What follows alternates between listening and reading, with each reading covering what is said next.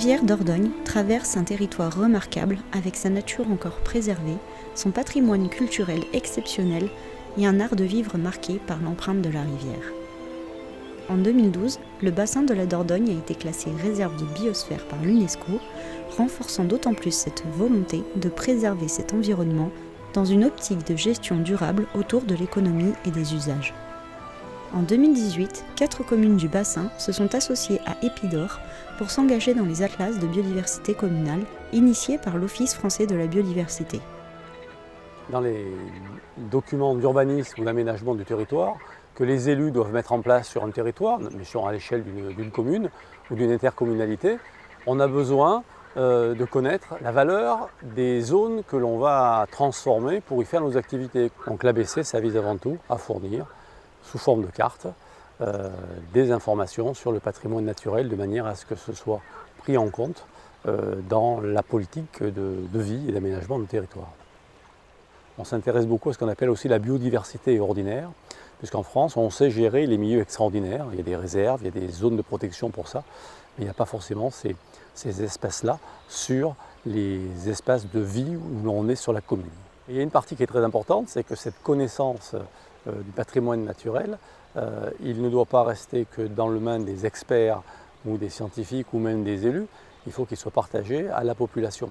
D'où le fait de dire on va faire participer les citoyens qui le veulent à la phase d'inventaire. Finalement, c'est de donner aux gens un protocole qui leur permette d'aller chercher et d'inventorier des espèces, soit par photo, soit en ramenant les sons. C'est d'amener les personnes pour leur apprendre à justement faire la bonne photo, à savoir regarder et approcher un milieu, à savoir pourquoi pas manipuler un animal, si on attrape une libellule, comment on peut la manipuler, qu'est-ce qu'on regarde, de manière à pouvoir se sentir autonome et aussi les précautions à prendre puisque tout ne doit pas être fait dans la nature sous prétexte que l'on fait un inventaire scientifique. On pourrait avoir potentiellement plusieurs dizaines de personnes qui font remonter des centaines de données rapidement sur tout le territoire.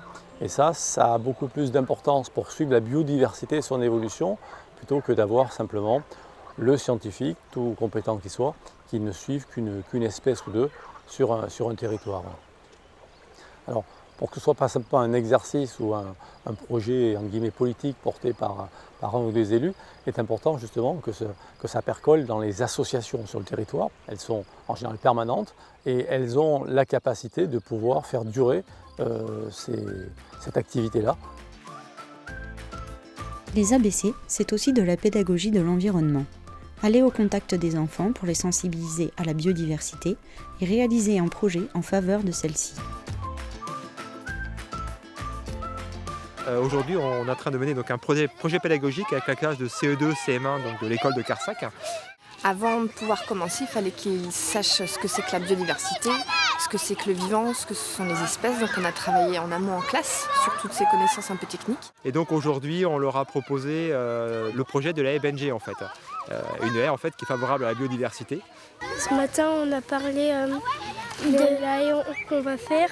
On a fait des ateliers aussi sur la haie, à quoi elle peut servir.